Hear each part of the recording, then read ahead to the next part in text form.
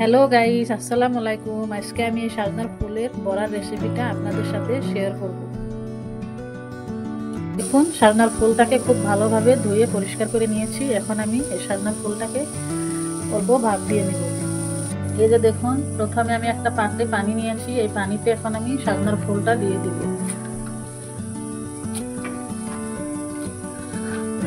ফুলটা দেওয়া হয়ে গেছে। এখন আমি পানিটা ফুটিয়ে নিব। এই যে আমার সাজনার ফুলটা ভাপ দেওয়া হয়ে গেছে। এখন আমি একটা ছাঁকনির সাহায্যে সেঁকে নেব। এই যে আমি সেঁকে নিয়েছি। এখন আমি এই ফুলের মধ্যে মশলাটা দিয়ে দিব। প্রথমে আমি নিব 2 চামচ বেসন, তারপরে 2 চামচ দিব আমি চালের গুঁড়ো,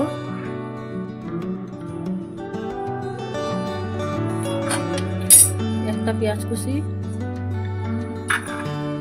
কয়েকটা কাঁচা মরিচের কুচি,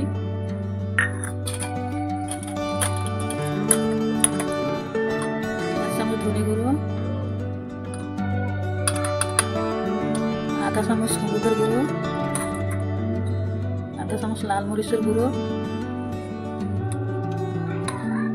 লবণ পরিমাণ মতো,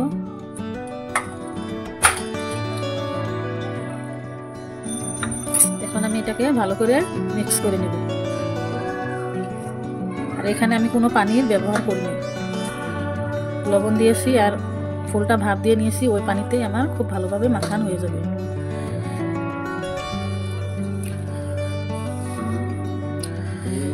ধনে পাতা কুচি,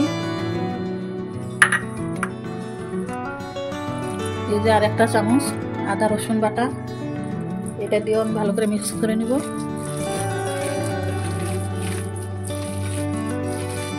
এই যে আমার মিক্স করা হয়ে গেছে। এইভাবে বড়াটা ভেজে নেব।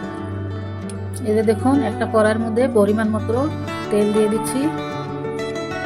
তেলটা খুব ভালোভাবে গরম করে নিব। তেলটা আমার গরম হয়ে গেছে। এখন আমি তেলের মধ্যে বড়াটা দিয়ে দিব। এইভাবে ছোট ছোট করে বড়াটা দিয়ে দিব।